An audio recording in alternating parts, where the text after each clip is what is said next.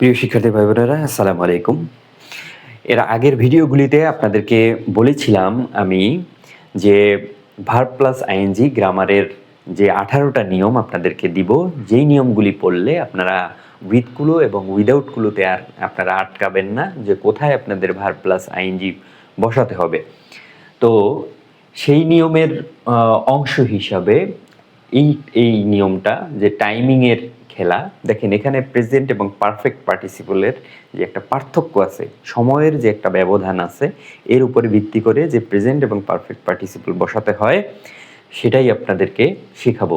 দেখেন প্রেজেন্ট এবং পারফেক্ট পার্টিসিপলের যে স্ট্রাকচার আছে সেখানে প্রেজেন্ট পার্টিসিপল শুধু ভার্ব প্লাস আইএনজি, তারপরে সাবজেক্ট, আর পারফেক্ট পার্টিসিপল হবে আপনার হ্যাভিং প্লাস V3 তারপরে সাবজেক্ট। ঠিক আছে, তাহলে এটা কখন বসাবেন? দেখেন দুইটাই কিন্তু আপনার অর্থের প্রায় মিল থাকবে, কিন্তু একটা সময়ের পার্থক্য থাকবে। দেখেন হেয়ারিং দ্য নয়েজ, শোনা মাত্র, হেয়ারিং দ্য নয়েজ মানে সাউন্ড শোনা মাত্র দ্য বয় ওয়েক আপ মানে বালকটি জেগে উঠল।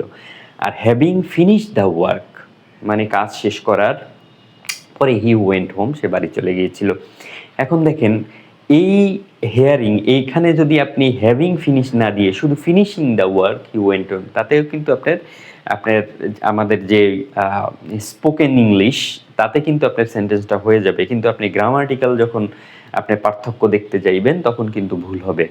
এই কারণেই আপনি উইদাউটগুলোতে যখন আপনি এখানে শুধু finishing the work he went home, তখন কিন্তু সেন্টেন্সটা ভুল হবে, কারণ আপনাকে এই সময়ের পার্থক্যটা দেখতে হবে। যে দেখেন having finish the work he went home, এখানে কিন্তু একটা সময়ের পার্থক্য আছে, যে যে সে কাজটা শেষ করেই কিন্তু বাড়ি চলে আসে নাই, সাথে সাথেই আসে নাই যে আমি শেষ করে এসে দৌড়, এরকম বিষয়ের না। সে কাজটা শেষ করে তারপরে প্রিপারেশন নিয়ে তারপরে আস্তে আস্তে সে বাড়ির দিকে আসছে। আর এখানে কি হেয়ারিং দ্য নয়েজ মানে শব্দটা শোনার সাথে সাথে সে ঘুম থেকে উঠলো, মানে কাজটা একদম কি আছে, লেগে আছে, একটার সাথে একটা লেগে আছে। এখানে কিন্তু কাজটা একটার সাথে একটা লেগে নাই, এই কাজটা করার পরে কিছু সময় নিয়ে এটা হয়েছে। আর এখানে সময়ের এই কাজটা করার সাথে সাথে এই কাজটা হয়েছে।